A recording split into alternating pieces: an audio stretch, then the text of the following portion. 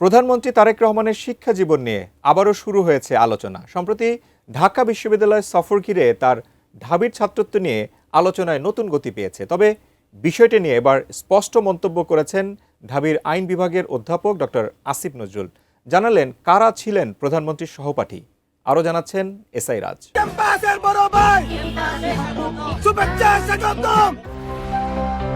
প্রধানমন্ত্রী হিসেবে দায়িত্ব নেওয়ার পর ১২ মে প্রথমবারের মতো ঢাকা বিশ্ববিদ্যালয় ক্যাম্পাসে যান তারেক রহমান।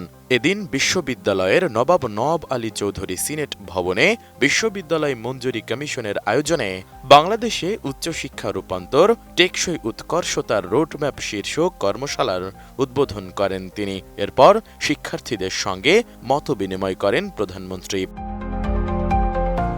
বেস্ট ইনগ্রেডিয়েন্ট ও ইউরোপীয় মেশিনে তৈরি মজাদার কেক ফ্যান্টাস্টিক, যে ফানে সবাইকে টানে। তবে এদিন ঢাবিতে তার আগমন ঘিরে নানা স্লোগানের মাঝে একটি বিষয় আবারও সামনে এসেছে। তা হলো ঢাবির ছাত্র ছিলেন প্রধানমন্ত্রী। এটা নিয়ে ওই দিন থেকেই চলছে আলোচনা। সামাজিক যোগাযোগ মাধ্যম ফেসবুকে অনেকে বিষয়টি জানতে চেয়েছেন।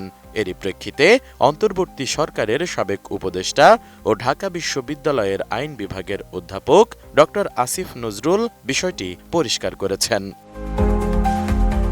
১৩ মে রাত ১২টার দিকে নিজের ভেরিফাইড ফেসবুক অ্যাকাউন্টে দেওয়া একটি পোস্টে আসিফ নজরুল লিখেন, প্রধানমন্ত্রী তারেক রহমান ঢাকা বিশ্ববিদ্যালয়ের ছাত্র ছিলেন কিনা এ নিয়ে প্রশ্ন তোলা হচ্ছে। তিনি অবশ্যই ঢাকা বিশ্ববিদ্যালয়ের ছাত্র ছিলেন। তিনি ১৯৮৫-৮৬ ব্যাচে আইন বিভাগে ভর্তি হয়েছিলেন। মাস দুয়েক ক্লাসও করেছিলেন। আইন বিভাগের ওপরের ব্যাচের একজন ছাত্র হিসেবে তখনই বিষয়টা জানতেন আসিফ নজরুল। সদ্য সাবেক এই আইন উপদেষ্টা আরও লিখেন, তারেক রহমানের সহপাঠীদের মধ্যে বেশ কয়েকজন অতি পরিচিত মানুষ রয়েছেন।